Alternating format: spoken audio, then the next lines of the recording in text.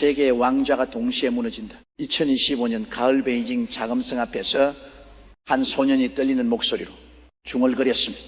내년 1월 땅이 갈라지고 3명의 왕이 바다를 건넌다. 당시 그 자리에 있던 누구도 이 말에 귀 기울이지 않았습니다. 그저 14살 소년의 망상점으로 여겼죠. 그러나 불과 몇 달 후 아시아 곳곳에서는 설명할 수 없는 변화들이 일어나기 시작했습니다. 권력자들이 급작스러운 퇴장, 수십 년간 철옹성처럼 보였던 체제의 균열, 그리고 바다 건너로 떠나는 한국편들, 이 모든 징조죄의 시작점에는 단 하나의 이름이 있었습니다. 천혜의 스승산골에서 태어난 평범한 소년, 2016년 이 아이가 남긴 예언이 동아시아 전체를 뒤흔들기 시작합니다. 천혜 이용은 2008년 서천 대지진이 일어나기 정확히 3개월 전 이렇게 말했습니다. 땅이 울부짖고 산이 무너진다. 수만 명의 돌무더기 아래 갇힌다. 당시 그는 겨우 8살이었습니다. 마을 사람들은 아이의 말을 미신으로 치부했죠. 하지만 2008년 5월 12일 규모 8회 강진이 서천성을 강타했고 7만 명이 넘는 사람들이 목숨을 잃었습니다. 정확히 그가 말한 그대로였습니다. 그것은 시작에 불과했습니다. 2004년 그는 이렇게 말했습니다. 바다가 화를 내고 거대한 파도가 해안을 삼킬 것이다. 수십만의 목숨이 한순간에 사라진다. 사람들은 웃었습니다. 4살 아이가 무슨 예언이냐고. 그런데 2004년 12월 26일 인도양에서 규모 9.1의 지진이 발생했고 쓰나미가 해안을 덮쳤습니다. 23만 명이 넘는 사람들이 목숨을 잃었습니다. 천회의 말은 또다시 현실이 되었습니다. 2021년 그는 또 하나의 경고를 남겼습니다. 곰이 돼지를 물어뜯는다. 들판에 붉은 피가 흐르고 검은 연기가 하늘을 덮는다. 사람들은 그의 비유를 이해하지 못했습니다. 그러나 2022년 2월 러시아가 우크라이나를 침공했고 전쟁은 지금 이 순간에도 계속되고 있습니다. 곰은 러시아였고 돼지는 우크라이나를 상징했던 겁니다. 그 예언은 늘 정확했습니다. 단 한 번도 빗나간 적이 없었습니다. 그래서 중국 정부는 그를 더 이상 무시할 수 없게 되었습니다. 23년 그는 비공식 보호 대상으로 분류되었고 베이징 외곽의 한 시설에서 특별 관리를 받기 시작했습니다. 당국은 그의 말을 기록했고 분석했으며 때론 두려워했습니다. 왜냐하면 그가 남긴 마지막 예언이 바로 중국 자신에 대한 것이었기 때문입니다. 2024년 가을을 그는 처음으로 한반도를 언급했습니다. 산이 무너지고 바다가 솟아오른다. 천년의 중심이 무너지고 작은 섬이 새로운 빛을 받는다. 중국 당국원이 말을 즉시 기밀로 분류했습니다. 산은 중국을 뜻했고 작은 섬은 한반도를 가르쳤습니다. 천년의 중심이 무너진다는 것은 중국이라는 제국의 몰락을 의미했습니다. 이 예언은 절대 외부로 흘러나가서는 안 되는 것이었죠. 하지만 비밀은 새어 나가기 마련입니다. 2025년 초넷 커뮤니티에 한 익명의 글이 올라왔습니다. 천혜이 말했다. 2026년 1월 세계의 왕자가 동시에 비워진다. 왕들은 바다를 건너놨은 땅으로 떠나지만 그것은 그들에게 감옥이 될 것이다. 이 글은 순식간에 퍼져나갔고 수백만 명이 읽었으며 중국 정부는 즉시 삭제 명령을 내렸습니다. 하지만 이미 늦었습니다. 예언은 사람들의 입에서 입으로 전해졌고 두려움은 점점 커져만 갔습니다. 시청자 여러분, 예언이란 무엇일까요? 그것은 단순한 미래 예고일까요? 아니면 필연적으로 다가올 운명의 경고일까요? 천혜은 말합니다. 나는 미래를 보는 것이 아니다. 나는 이미 일어난 일을 말할 뿐이다. 시간은 직선이 아니라 원이며 모든 것은 반복되고 되돌아온다는 것이 그의 믿음입니다. 그렇다면 그가 본 2016년의 모습은 이미 어딘가에서 일어난 일일까요? 그리고 우리는 그저 그 반복 속에 살고 있는 걸까요? 이제 우리는 천의 이 본 2016년의 진실 속으로 들어갑니다. 3명의 왕은 누구일까요? 그들은 왜 왕자에서 끌려 내려와야 할까요? 그리고 그들이 떠난 후 아시아에는 어떤 변화가 찾아올까요? 다음 장에서는 천혜의 예언한 지도자의 몰락과 그 이후에 펼쳐질 혼란의 시작을 파헤쳐 보겠습니다. 왕좌는 영원하지 않다. 그것은 천혜에 늘 강조했던 말입니다. 역사 속에서 수많은 제국이 일어났고 무너졌으며 권력자들은 등장했다 사라졌습니다. 그러나 2016년에 일어날 변화는 단순한 정권 교체가 아니라고 그는 경고했습니다. 이번에는 다르다. 왕좌가 무너지는 것이 아니라 왕좌 자체가 사라진다. 2025년 12월 그는 비공개 면담에서 이렇게 말했다고 전해집니다. 두 개의 용이 동시에 추락한다. 하나는 동쪽 큰 땅에서, 하나는 남쪽 작은 땅에서. 그들은 바다 건너 독수리의 땅으로 끌려가지만 그곳에서 자유를 얻지 못한다. 이 말을 들은 중국 관리들은 경악했습니다. 동쪽 큰 땅은 중국을, 남쪽 작은 땅은 한국을 가리켰기 때문입니다. 그리고 독수리 땅은 명백히 미국이었습니다. 예언에 따르면 2026년 초아시아 두 국가의 최고 지도자가 동시에 권력을 잃게 됩니다. 그것은 자발적인 패진도 평화로운 양도 아닙니다. 외부의 힘에 의해 강제로 끌려 내려오는 형국입니다. 천혜에 말합니다. 미국이 손을 뻗는다. 그 손은 부드럽지 않고 거칠며 용의 목을 움켜준다. 이것은 단순한 외교 압력이 아니라 실제 물리적 이동을 의미하는 것일 수 있습니다. 흥미로운 것은 예언이 나온 시점입니다. 25년 하반기 국제정세는 급격히 요동쳤습니다. 미국과 중국의 갈등은 무역 분쟁을 넘어 군사적 긴장으로 번졌고 한반도에서는 예상치 못한 정치적 공백이 발생했습니다. 여론은 분열되었고 권력은 흔들렸으며 사람들은 방향을 잃었습니다. 바로 그 혼란 속에서 천혜영의 예언은 하나의 이정표처럼 떠올랐습니다. 그는 또 이렇게 말했습니다. 망명지는 감옥이 된다. 그들은 자유를 찾아 떠나지만 도착한 곳에서 철창을 만난다. 이 말은 무엇을 의미할까요? 역사적으로 권력에서 쫓겨난 지도자들이 망명을 선택한 사례는 많았습니다. 그러나 천혜의 예언은 단순한 망명이 아니라 법적 구속을 암시하고 있습니다. 즉 그들은 도망친 것이 아니라 이성된 것이며 자유의지가 아니라 강제에 의한 것입니다. 2026년 1월이라는 시점도 의미심장합니다. 때가 시작되자마자 격변이 일어난다는 것은 그 변화가 오래 준비되어 왔음을 뜻합니다. 마치 댐에 금이 가고 떠 가다가 마침내 무너지는 순간처럼 2016년 1월은 그 임계점인 셈입니다. 그리고 그 무너짐은 한 나라만의 문제가 아니라 동아시아 전체를 뒤흔들 사건이 됩니다. 한편 한국에 대한 예언도 충격적입니다. 천혜용은 말합니다. 남쪽 땅의 지도자는 모든 말이 거짓으로 드러난다. 사람들은 배신감에 분노하고 광장은 함성으로 가득 찬다. 이것은 단순한 정치적 실망이 아니라 신뢰의 완전한 붕괴를 의미합니다. 지도자가 했던 모든 약속, 모든 발언, 모든 정책이 흙으로 판명된다는 그것은 그 사회가 근본부터 흔들린다는 뜻입니다. 그렇다면 이 세 명의 지도자는 정확히 누구일까요? 천혜. 이용은 직접적인 이름을 밝히지 않았습니다. 하지만 그가 남긴 단서들을 종합해보면 윤곽이 드러납니다. 동쪽 큰 땅의 용은 붉은 별 아래 앉아있다. 중국의 최고 지도자를 가리키는 말입니다. 남쪽 작은 땅의 용은 푸른 깃발을 들었지만 깃발은 찢어진다. 한국의 지도자를 암시합니다. 그리고 또 다른 영 하나가 북쪽 어둠 속에 숨어있지만 결국 빛을 보지 못한다. 이것은 북한의 지도자를 뜻하는 것으로 해석됩니다. 세 명의 용이 동시에 추락한다는 것은 동아시아 권력 구조 전체가 재편된다는 의미입니다. 천혜의 이용의를 두고 800년 만에 대전환이라고 표현했습니다. 800년 정골 제국이 아시아를 지배하던 시기였습니다. 그 이후 중국은 줄곧 지역의 중심이었고 한국은 그 주변부에 위치했으며 일본은 섬나라로 고립되어 있습니다.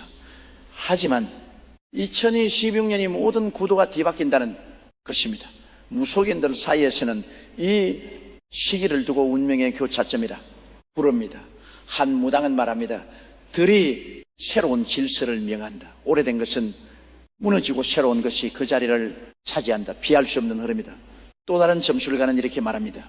2026년은 끝이 아니라 시작이다. 몰락은 고통스럽지만 그 위에 올 변화는 희망이 될 수도 있다. 시청자 여러분, 우리는 지금 역사의 전환점을 목격하려 하고 있는지도 모릅니다. 새 명의 지도자가 동시에 무너진다는, 예언은 단순한 개인의 실각이 아니라 시대 전체의 종말을 알리는 신호탄일 수 있습니다. 그렇다면 그들이 떠난 후인 자리는 누가 채울까요? 그리고 새로운 질서는 어떤 모습일까요? 다음 장에서는 천에 예언한 중국의 추락과 한국의 부상, 그리고 1000년 동안 이어져 온 동아시아 권력 구도의 완전한 역전에 대해 파헤쳐 보겠습니다. 산이 무너지면 바다가 솟아오른다. 이것은 천의 이용이 중국과 한국의 관계를 설명하며 가장 자주 사용한 표현입니다. 오랫동안 중국은 거대한 산처럼 아시아의 중심에 버티고 있었습니다.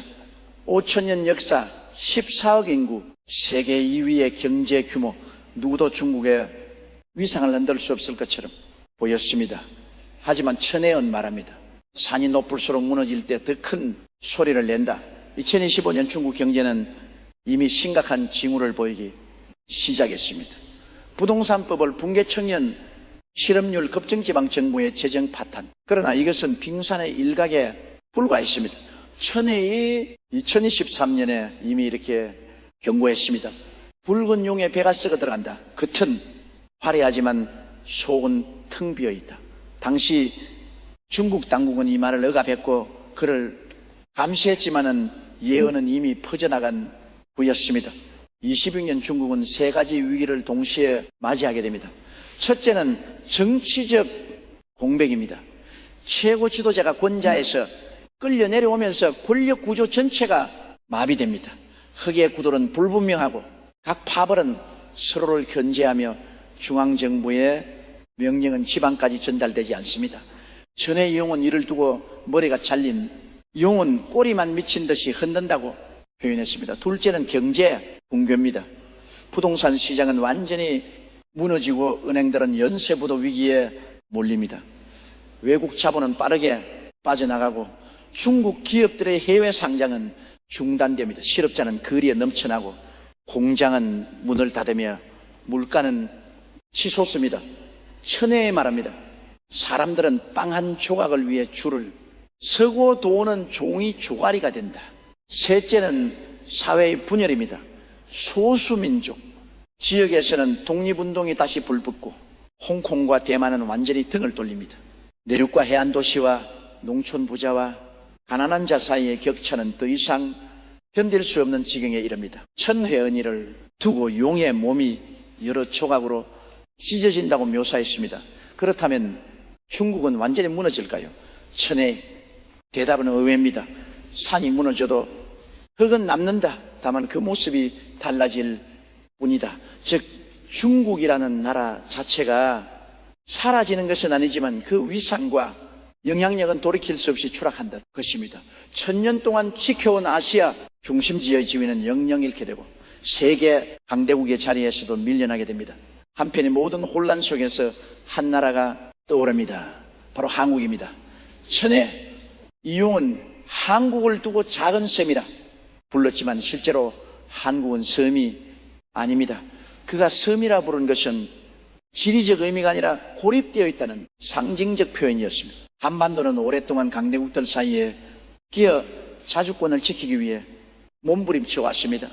중국의 속국 일본의 식민지, 미국과 소련의 대리전 현장, 한국은 늘 누군가의 그림자 속에 있었습니다. 하지만 천혜 말합니다. 작은 섬이 빛을 받는다. 그동안 가려져 있던 보물이 세상에 드러난다. 2016년 중국이 무너지는 동안 한국은 새로운 기회를 맞이합니다. 그것은 단순한 경제성장이 아니라 문화적, 정신적 가치관의 중심지로 부상하는 것입니다. 한국은 이미 준비되어 있었습니다. K-팝, K-드라마, K-무비가 전 세계를 사로잡았고 반도체와 배터리 기술은 세계 최고 수준에 이르렀으며 민주주의와 시민의식은 어느 나라보다 성숙했습니다. 천혜 이후는 이을 두고 씨앗은 오래 전에 뿌려졌다. 이제 싹이 트고 꽂힐 시간이다라고 말했습니다. 2016년 중국의 공백을 메우는 것은 미국도 일본도 아닙니다. 한국이 그 자리를 차지합니다. 물론 영토나 인구로 보면 중국과 비교할 수 없습니다. 하지만 천혜은 말합니다. 크기가 힘이 아니다. 방향의 힘이다. 한국이 제시하는 가치관, 한국이 만들어내는 콘텐츠, 한국이 보여주는 회복력이 아시아는 물론 전 세계의 표준이 됩니다.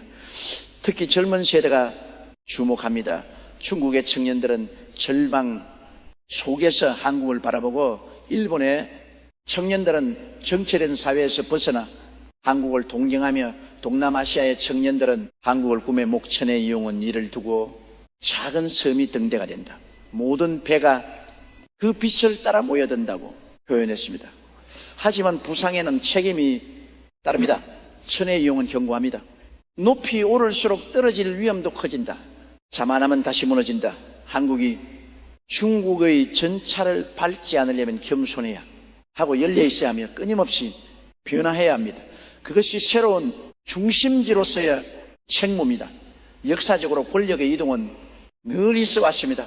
로마 제국이 무너지고 유럽 국가들이 부상했으며 대영 제국이 쇠퇴하고 미국이 패권을 잡았습니다. 이제 아시아에서도 그 이동이 일어나려 하고 있습니다. 중국에서 한국으로, 대륙에서 반도로, 오래된 권위에서 새로운 가능성으로. 천의 이용은 마지막으로 이렇게 말했습니다. 산이 무너지는 소리는 요란하지만 바다가 솟아오르는 소리는 고요하다. 그러나 고요한 것이 더 강하다. 중국의 몰락은 전 세계가 목격할 것입니다. 하지만 한국의 부상은 조용히 깊이 그리고 확실하게 진행될 것입니다. 시청자 여러분, 우리는 지금 역사의 대전환을 목전에 두고 있습니다. 1000년 동안 이어져온 질서가 무너지고 새로운 중심이 탄생하려 합니다. 그 중심에 한국이 있습니다. 하지만 이 변화는 저절로 오지 않습니다. 누군가는 그것을 준비해야 하고 누군가는 그것을 만들어 가야 합니다. 다음 장에서는 천혜의 예언한 12만 명의 청년 그들이 2016년 1월에 어떤 역할을 하게 되는지, 그리고 그들이 왜 새로운 시대의 주역이 되는지 파헤쳐 보겠습니다. 12만이라는 숫자는 우연이 아니다. 천의 이 숫자를 처음 언급한 것은 2024년 범이었습니다. 2016년 새첫 달 10,000명의 젊은이가 광장에 모인다. 그들은 무게를 들지 않고 깃발을 흔들지 않는다. 하지만 그들의 침묵이 세상을 바꾼다. 당시 사람들은 이 말의 의미를 이해하지 못했습니다. 12만 명이 모이되 시위도 하지 않는다. 무고로 세상을 바꾼다. 그것이 가능한 일일까요? 천의 은이 12만 명을 두고 새벽을 여는 자들이라 불렀습니다. 그들은 기존 체제에 분노하지만 파괴를 원하지 않고 변화를 갈망하지만 폭력을 거부하며 새로운 세상을 꿈꾸지만 혁명을 외치지 않습니다. 대신 그들은 조용히 연결되고 조용히 협력하며 조용히 실천합니다. 26년 1월 1일 서울 곳곳에서 젊은이들이 모이기 시작합니다. 광화문, 광장, 한강공원, 대학로, 홍대거리. 그들은 구호를 외치지 않습니다. 피켓을 들지 않습니다. 대신 그들은 앉아 있습니다. 그저 앉아서 서로를 바라보고 서로의 이야기를 듣습니다. 언론은 처음에 이것을 단순한 집회로 보도했지만 곧 뭔가 다르다는 것을 깨달았습니다. 이 12만 명은 어디서 왔을까요? 천회음은 말합니다. 그들은 시스템에서 버려진 자들이다. 청년 실업자, 비정규직 노동자, 빚제, 시달리는 대학생 꿈을 포기한 예술가, 지쳐버린 직장인, 기존 사회가 약속했던 성공의 사다리에서 밀려난 사람들입니다. 하지만 그들은 절망하지 않았습니다. 대신 그들은 새로운 방식을 찾기 시작했습니다. 물질주의를 거부하는 것이 그 첫걸음이었습니다. 천혜에 말합니다. 그들은 돈을 버는 것이 아니라 삶을 나눈다. 이 12만 명은 경쟁 대신 협력을 선택했습니다. 서로의 재능을 공유하고 서로의 필요를 채워주며 서로의 공간을 함께 사용합니다. 돈이 중심이 아니라 관계가 중심입니다. 소유가 목표가 아니라 경험이 목표입니다. 영성을 중시하는 것도 특징입니다. 하지만 이것은 종교적 의미가 아닙니다. 천혜의 말합니다. 그들은 신을 찾는 것이 아니라 자신을 찾는다. 정상, 요가 자연과의 교감, 예술적 표현이 이 12만 명은 내면의 평화를 추구하며 그것을 서로 나눕니다. 그들은 소비로 행복을 채우지 않고 연결을 만듭니다. 2026년 1월 이들이 모였을 때 정부는 당황했습니다. 해산시킬 명분이 없었습니다. 그들은 법을 어기지 않았고 질서를 위협하지 않았으며 폭력을 사용하지 않았습니다. 그저 모여있을 뿐이었습니다. 하지만 그 존재 자체가 기존 시스템에 대한 조용한 저항이었습니다. 며칠이 지나자 변화가 시작되었습니다. 이 12만 명은 광장에서 내려와 거리로 들어갔습니다. 그들은 무너진 상점을 고치고 버려진 공간을 정리하며 홀로 사는 노인들을 돌봤습니다. 정부가 하지 못한 일들을 그들이 해냈습니다.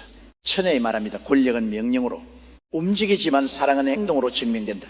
놀라운 것은 이들이 조직되지 않았다는 점입니다.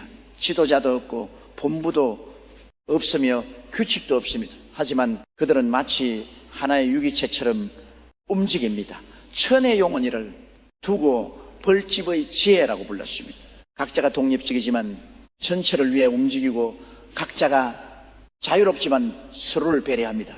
이 움직임은 한국을 넘어 퍼져나갑니다. 일본에서, 중국에서, 동남아시아에서 젊은이들이 이 소식을 듣고 똑같은 행동을 시작합니다. 그들도 광장에 모이고 그들도 서로를 돕고 그들도 새로운 방식을 실천합니다. 천혜의 말합니다. 물결은 작게 시작하지만 결국 바다 전체를 움직인다. 무속인들은 이 12만 명을 두고 하늘이 오랜 씨앗이라고 말합니다. 오랜 예언서에도 비슷한 내용이 있습니다. 말세 젊은이들이 일어나 새로운 세상을 연다. 하지만 그것은 폭력적인 혁명이 아니라 평화로운 전환입니다. 파괴가 아니라 창조입니다. 대립이 아니라 화합입니다. 26년 2월이 되자 이 움직임은 사회 전반으로 확산됩니다. 기업들은 경쟁 대신 협력을 말하기 시작하고 학교들은 성적 대신 인성을 강조하며 정부는 성장 대신 행복을 정책 목표로 삼습니다. 12만 명이 시작한 작은 변화가 전체 시스템을 바꿔놓은 것입니다. 천혜원이 12만 명에 대해 마지막으로 이렇게 말했습니다. 그들은 영웅이 아니다. 평범한 사람들이다. 하지만 평범한 사람들이 함께 움직일 때 기적이 일어난다. 새로운 사회의 기초는 위대한 지도자가 아니라 평범한 시민들의 연대 속에서 만들어집니다. 시청자 여러분, 역사를 바꾸는 것은 권력자가 아니라 민중입니다. 혁명을 만드는 것은 무기가 아니라 의지입니다. 전에 본 12만 명은 단순한 숫자가 아닙니다. 그것은 새로운 시대를 열어내지며 낡은 질서를 대체할 가능성이며 미래를 향한 희망입니다.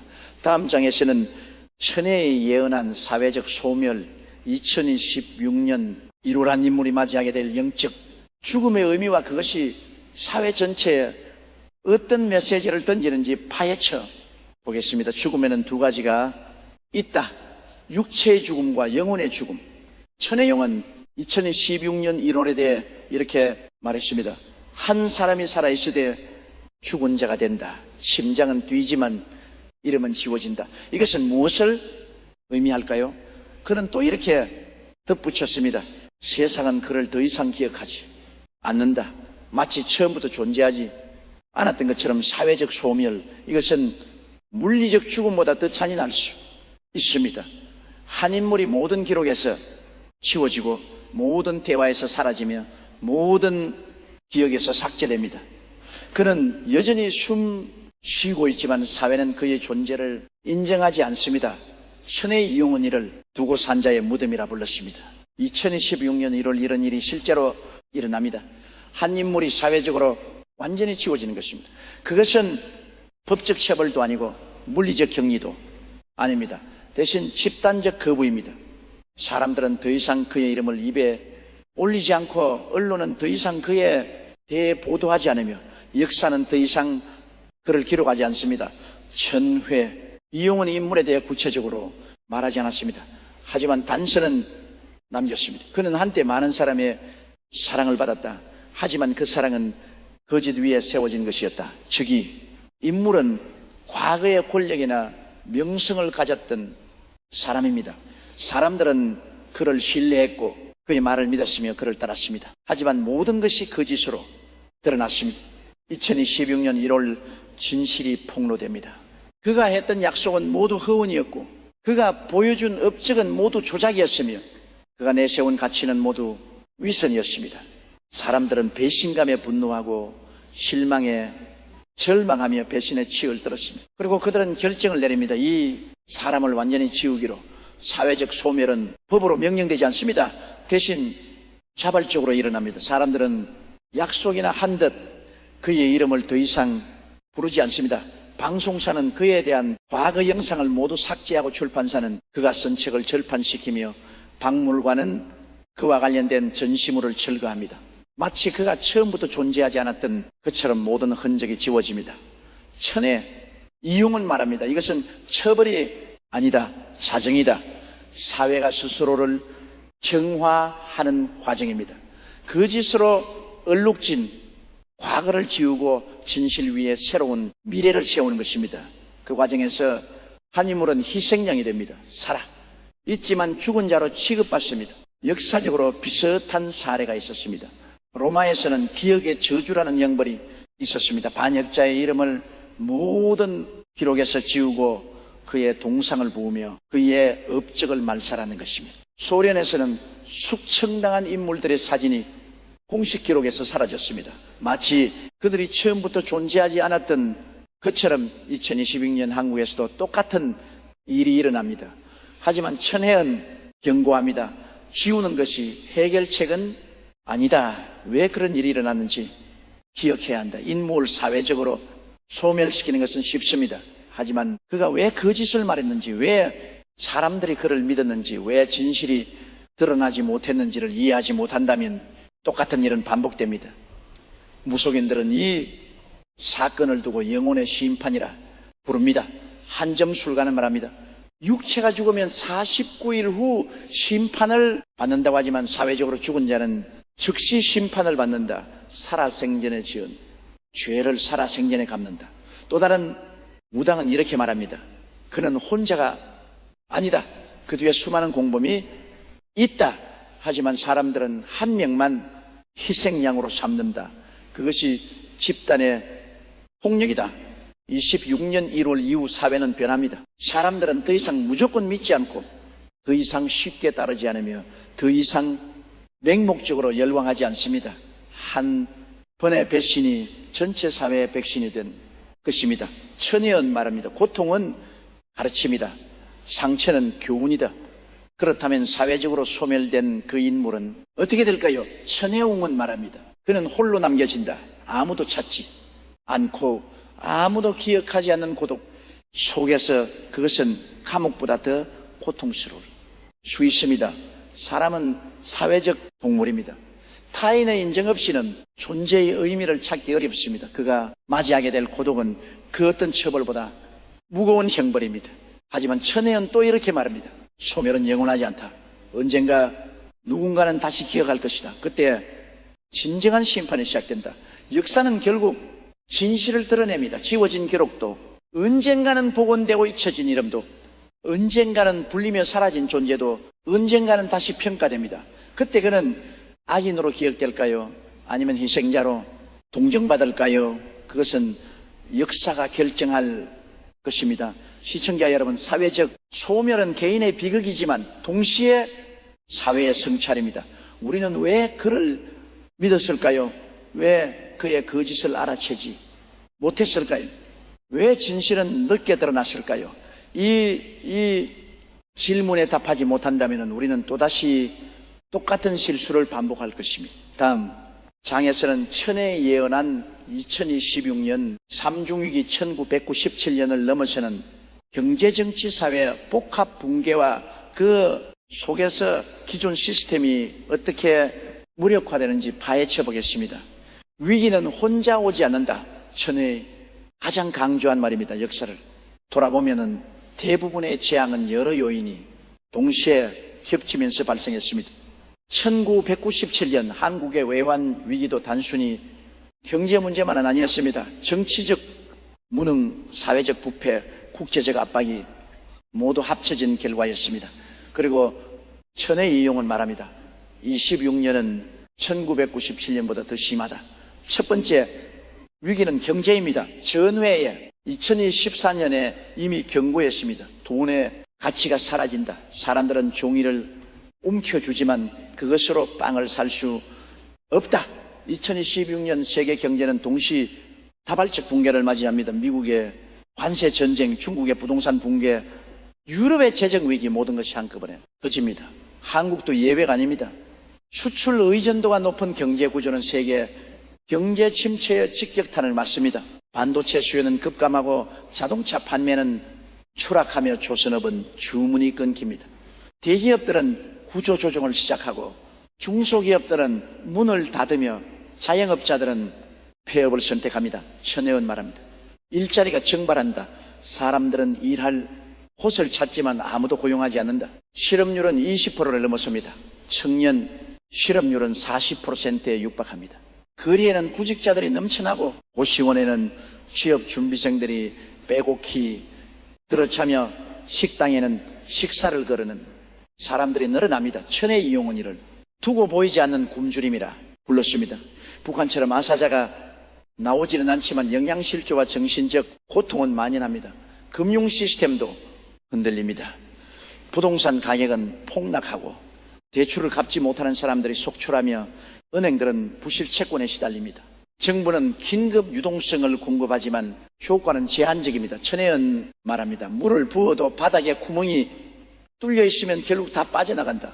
두 번째 위기는 정치입니다. 경제가 무너지면 정치도 따라 무너집니다. 2020년 1월 지도자가 권좌에서 끌려 내려오면서 권력 공백이 발생합니다. 후계 구도는 불분명하고 여야는 서로를 비난하며 정부는 마비 상태에 빠집니다. 천혜에 말합니다. 배는 침몰하는데 선장과 선원들은 서로 싸우기만 한다. 국회는 작동하지 않습니다. 법안은 통과되지 않고 예산은 편성되지 않으며 정책은 집행되지 않습니다. 각 정당은 자기 이익만 챙기고 국민은 뒷전으로 밀립니다. 천혜의 이용은 이를 두고 정치의 죽음이라 불렀습니다. 제도는 남아있지만 기능은 상실한 상태입니다. 지방정부도 혼란에 빠집니다. 중앙정부의 지시는 내려오지 않고 예산은 끊기며 공무원들은 무엇을 해야 할지 모릅니다. 일부 지역에서는 자치권을 선언하고 일부 도시에서는 중앙과 단절하며 일부 마을에서는 독자적인 공동체를 구성합니다. 천의 이용은 말합니다. 나라는 하나지만 움직임은 따로따로다. 세 번째 위기는 사회입니다. 경제가 무너지고 정치가 마비되면 사회도 붕괴합니다. 2016년 한국 사회는 극심한 분열을 겪습니다. 부자와 가난한 자, 세대와 세대 지역과 지역 이념과 이념 모든 균열이 동시에 벌어집니다. 천혜영은 말합니다. 사람들은 더 이상 서로를 믿지 않는다. 각자 도생만 남는다. 범죄율이 급증합니다. 절도, 강도, 사기, 생존을 위한 범죄가 일상화됩니다. 경찰력은 부족하고 사법, 시스템은 마비되며 교도소는 넘쳐납니다. 천의 이용은 이를 두고 법이 힘을 잃는다고 표현했습니다.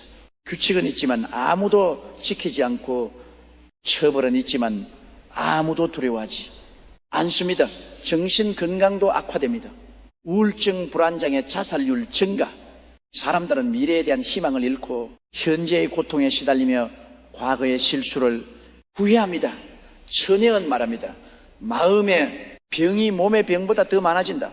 이 삼중 위기 속에서 기존 시스템은 완전히 무력화됩니다. 정부의 정책은 효과가 없고 기업의 전략은 통하지 않으며 개인의 노력은 보상받지 못합니다. 천의 이용은 이를 두고 오래된 지도로는 새로운 길을 찾을 수 없다고 말했습니다. 과거의 방식으로는 미래를 해결할 수 없습니다. 1997년 외환위기 때는 국제통화 기금이 구제금융을 제공했고 국민들은 금목이 운동으로 단합했으며 기업들은 구조적으로 체질을 개선했습니다. 그래서 위기를 극복할 수 있었습니다. 하지만 2026년은 다릅니다. 국제사회도 자기 문제로 바쁘고 국민들도 더 이상 희생할 여력이 없으며 기업들도 이미 한계에 다다랐습니다. 천혜의 이용은 말합니다. 이번에는 위에서 해결책이 나오지 않는다. 아래에서 시작되어야 한다. 정부가 아니라, 민간이 기업이 아니라, 공동체가 지도자가 아니라 평범한 사람들이 위기를 극복할 열쇠를 쥐고 있습니다. 무속인들은 이 시기를 두고 대전의 진통이라고 부릅니다. 한 무당은 말합니다. 새로운 생명이 태어나려면 고통이 따른다. 2026년의 위기는 고통이지만 동시에 새로운 탄생을 위한 준비다. 또 다른 점술가는 이렇게 말합니다. 위기는 기회와 같은 글자다. 어떻게 대응하느냐에 따라 재앙도 될 수 있고 도약도 될 수 있다. 시청자 여러분, 우리는 지금 선택의 기로에 있습니다. 2016년 3중 위기는 피할 수 없습니다. 하지만 그 위기를 어떻게 맞이하느냐는 우리의 손에 달려 있습니다. 무너지는 것을 바라보기만 할 것인가? 아니면 무너진 자리에 새로운 것을 세울 것인가? 다음 장에서는 천혜에 제시한 해법 공동체의 구원과 평범한 사람들의 자발적 연결이 어떻게 위기를 극복하는 힘이 되는지 파헤쳐 보겠습니다. 정부는 답을 가지고 있지 않다. 천혜의 이 말은 많은 사람을 당황시켰습니다. 우리는 늘 위기가 닥치면 정부가 나서서 해결해 줄 것이라 믿었습니다. 정책을 만들고 예산을 투입하고 시스템을 고쳐서 모든 것을 원래대로 돌려놓을 거라 기대했습니다. 하지만 천혜 의원은 말합니다. 2022년에는 다르다. 위에서 내려오는 해결책은 더 이상 작동하지 않는다. 그렇다면 누가 위기를 극복할까요? 천혜의 답은 명확합니다. 평범한 사람들이다. 이웃과 이웃, 동료와 동료, 낯선 사람과 낯선 사람, 그들이 자발적으로 연결되고 협력하고 서로를 돕는 것이 유일한 해법입니다. 천혜 이용은 이를 두고 공동체의 부활이라 불렀습니다. 2022년 2월 경제위기가 본격화되면서 사람들은 깨닫기 시작합니다. 정부는 도와주지 않고 기업은 구하지 않으며 은행은 빌려주지 않습니다. 혼자서는 살아남을 수 없습니다. 애써 사람들은 모이기 시작합니다. 동네마다, 아파트마다, 골목마다 작은 모임이 생겨납니다. 처음에는 단순했습니다. 남는 식재료를 나누고 아이들을 함께 돌보며 정보를 공유하는 것. 하지만 점점 확대됩니다. 함께 밭을 일구고 함께 물건을 수리하며 함께 물물 교환을 합니다. 천혜연 말합니다. 돈이 없어도 살 수 있다. 서로가 있으면 도시농업이 활성화됩니다. 아파트 옥상학교 운동장, 공원 한 구석, 빈 땅이 있는 것마다 작물이 심어집니다. 전문가가 아니어도 괜찮습니다. 서로 가르치고 배우며 시행착오를 거쳐 점점 나아집니다. 천혜의 일을 두고 땅으로 돌아간다고 표현했습니다. 산업화 이전의 자급자족이 다시 시작되는 것입니다. 기술도 공유됩니다. 목공, 재봉, 수리, 요리, 각자가 가진 기술을 서로에게 가르칩니다. 학원에 다니지 않아도 배울 수 있고 돈을 내지 않아도 익힐 수 있습니다. 천혜연 말합니다. 지식은 나눌수록 늘어난다. 물건도 공유됩니다. 공구책, 옷, 가전제품 개인이 소유할 필요 없이 공동으로 사용합니다. 필요할 때 빌려 쓰고 다 쓰면 돌려주는 시스템이 자연스럽게 형성됩니다. 천혜의 이용은 이를 두고 소유보다 사용이라 표현했습니다. 공간도 공유됩니다. 빈집은 공동 작업장이 되고 폐기는 공동 주거지가 되며 버려진 상가는 공동 식당이 됩니다. 임대료를 낼 수 없는 사람들이 모여 함께 공간을 만들고 함께 관리하며 함께 사용합니다. 천혜의 용은 말합니다. 벽은 사람을 가르지만 문은 사람을 이어준다. 앞에 대신 품맛이가 늘어납니다. 내가 너를 도우면 네가 나를 돕는 방식, 돈 없이도 가치를 교환할 수 있습니다. 시간을 주고 시간을 받으며 노동을 주고 노동을 받습니다. 천혜 이용은 이를 두고 신뢰의 경제라 불렀습니다. 가장 놀라운 것은 이 모든 것이 조직되지 않았다는 점입니다. 정부가 지시하지 않았고 기업이 주도하지 않았으며 단체가 이끌지 않았습니다. 그저 필요에 의해 자연스럽게 발생했습니다. 천혜의 말합니다. 위기는 본능을 깨운다. 인간은 원래 협력하도록 만들어졌다. 이 공동체 운동은 빠르게 확산됩니다. 서울에서 시작된 움직임이 부산으로, 대구로, 광주로 퍼져나갑니다. 도시에서 농촌으로, 젊은이에서 노인으로 모든 계층이 참여합니다. 전회, 이용은 이를 두고 물결이 바다를 만든다고 표현했습니다. 2016년 6월이 되자 한국은 완전히 달라져 있습니다. 경제 지표는 여전히 나쁘고 정치는 여전히 혼란스러우며 사회는 여전히 불안합니다. 하지만 사람들은 더 이상 절망하지 않습니다. 왜냐하면 서로가 있기 때문입니다. 천혜에 말합니다. 시스템은 무너졌지만 사람은 남아있다. 그것으로 충분하다. 무속인들은 이 현상을 두고 상생의 부활이라 부릅니다. 한 무당은 말합니다. 오래전 우리 조상들도 이렇게 살았다. 둘의 품맛이게 공동체 근대화 과정에서 잊혀졌던 것들이 다시 살아나고 있다. 또 다른 점술가는 이렇게 말합니다. 위기는 축복이 될 수 있다. 잃어버렸던 것을 되찾는 기회가 되기 때문이다. 국제사회도 주목합니다. 서구 언론들은 한국의 공동체 운동을 집중 보도하기 시작합니다. 경제 위기를 정부 정책이 아니라 시민 협력으로 극복하는 모습이 신선한 충격으로 다가옵니다.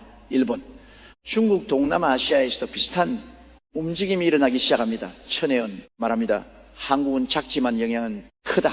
작은 씨앗이 큰 나무가 된다. 하지만 천혜연 경고도 있지 않습니다. 공동체는 유지하기 어렵다. 시간이 지나면 이기심이 다시 고개를 든다. 위기 속에서 시작된 협력의 평화 속에서도 지속되려면 끊임없는 노력이 필요합니다. 서로를 신뢰하고 서로를 존중하며 서로를 배려하는 문화가 뿌이내려야 합니다. 그는 또 이렇게 말합니다. 공동체는 폐쇄되어서는 안 된다. 열려 있어야 한다. 내부 구성원만 챙기고 외부인을 배척한다면 그것은 진정한 공동체가 아닙니다. 새로운 사람을 받아들이고 다른 공동체와 교류하며 끊임없이 확장해야 합니다. 시청자 여러분, 2016년 위기는 끝이 아니라 시작입니다. 낡은 시스템이 무너진 자리에 새로운 질서가 세워지고 있습니다.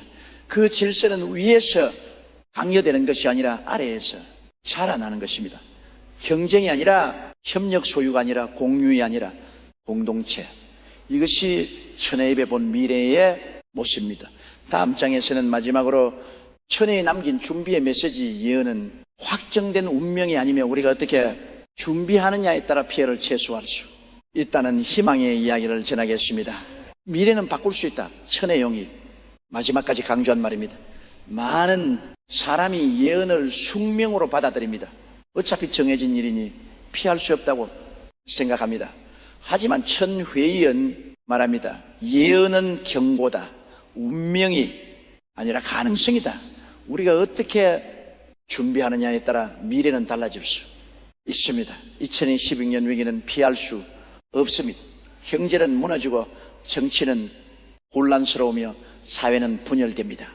하지만 그 충격의 크기는 줄일 수 있습니다. 천혜원 말합니다. 태풍은 막을 수 없지만 집은 튼튼하게 지울 수 있다. 첫 번째 준비는 공동체 의식입니다.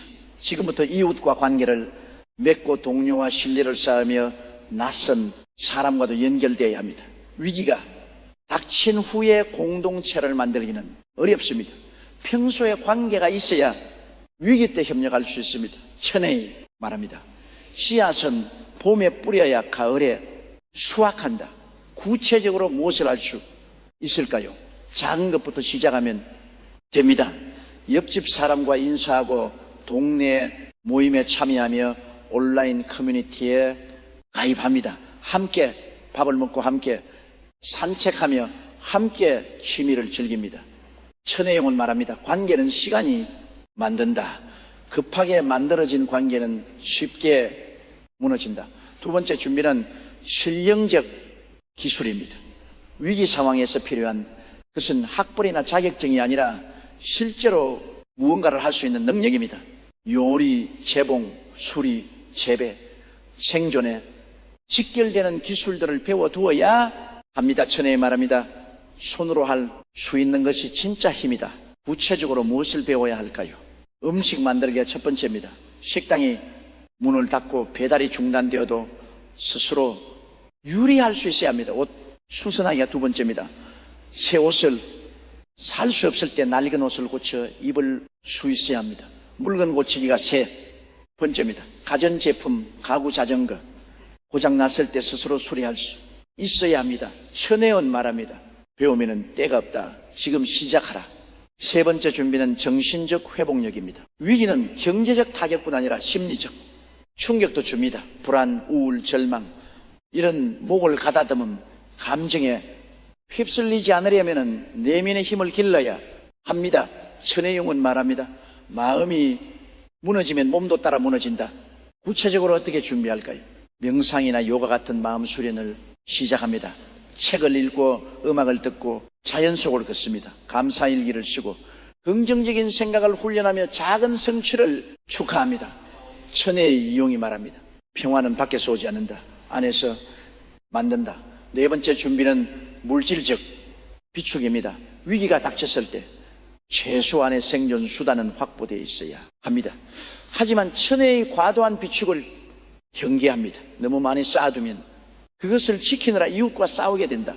구체적으로 무엇을 준비해야 할까요? 며칠치 식량과 물상 비약과 구급용품 손전등과 배터리 라디오와 휴대폰 충전기 기본적인 것들이면 충분합니다. 천혜용은 말합니다. 준비는 필요하지만 집착은 해롭다.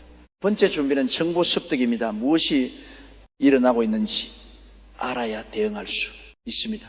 하지만 천혜용은 가짜 뉴스를 조심하라고 경고합니다. 위기 때는 거짓이 진실보다 빨리 퍼진다. 구체적으로 어떻게 해야 할까요? 신뢰할 수 있는 정보원을 미리 확보해 둡니다. 공식 기관, 언론, 전문가 여러 출처를 교차 확인하고 감정적인 그런 의심하며 출처가 불분명한 정보는 공유하지 않습니다. 천혜의 용은 말합니다. 아는 것이 힘이지만 잘못 아는 것은 독이다. 무속인들은 이 준비 과정을 두고 마음의 방벽 쌓기라 부릅니다. 한무당은 말합니다. 태풍이 올 것을 알면 창문을 닫고 문을 잠그듯 위기가 올 것을 알면 마음과 몸을 준비해야 한다. 또 다른 점술가는 이렇게 말합니다. 예언을 듣고도 준비하지 않으면 그것은 예언의 문제가 아니라 듣는 자의 문제다. 2025년 말 현재 시간은 아직 남아 있습니다. 26년 1월까지 몇 달 그 시간 동안 무엇을 할 것인가?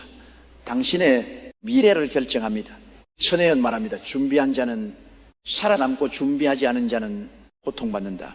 선택은 각자의 몫이다. 하지만 그는 또 이렇게 말합니다. 두려워하지 마라. 위기는 끝이 아니라 변화의 시작이다. 2026년은 고통스럽겠지만 그 후에는 새로운 세상이 열립니다. 낡은 것이 무너진 자리에 새로운 것이 세워지고 불공평한 구조가 사라진 자리에 공정한 질서가 들었으며 이기심이 지배하던 사회가 협력이 중심이 되는 공동체로 변합니다. 천혜 이용은 마지막으로 이렇게 말했습니다. 나는 미래를 보는 자가 아니다. 나는 가능성을 말하는 자다. 그 가능성을 현실로 만드는 것은 당신들의 몫이다. 예언은 그저 경고입니다. 진짜 힘은 그 경고를 듣고 준비하는 사람들에게 있습니다. 시청자 여러분, 우리는 지금 선택의 순간에 있습니다. 2016년을 재앙으로 맞이할 것인가, 기회로 만들 것인가, 혼자 견딜 것인가, 함께 이겨낼 것인가, 무너지는 것을 바라만 볼 것인가, 새로운 것을 세울 것인가. 그 선택은 지금 이 순간 당신의 손에 달려 있습니다. 천혜 이용의 예언은 끝났습니다. 하지만 이야기는 이제 시작입니다. 2016년 1월은 멀지 않았습니다. 세계의 왕자가 무너지고 12만 명이 모이며 공동체가 부활하는 그날까지 우리에게 남은 시간은 많지 않습니다. 지금부터 준비하십시오. 이웃과 손을 잡으십시오. 함께 하십시오. 미래는 예언으로 결정되지 않습니다. 미래는 준비하는 자들이 만듭니다. 당신이 바로 그 주인공입니다. 끝까지 시청해 주셔서 감사합니다. 이 영상이 도움이 되셨다면 구독과 좋아요 부탁드립니다. 그리고 더 많은 사람에게 이 메시지가 전달될 수 있도록 공유해 주세요. 함께 준비하고 함께 이겨냅시다.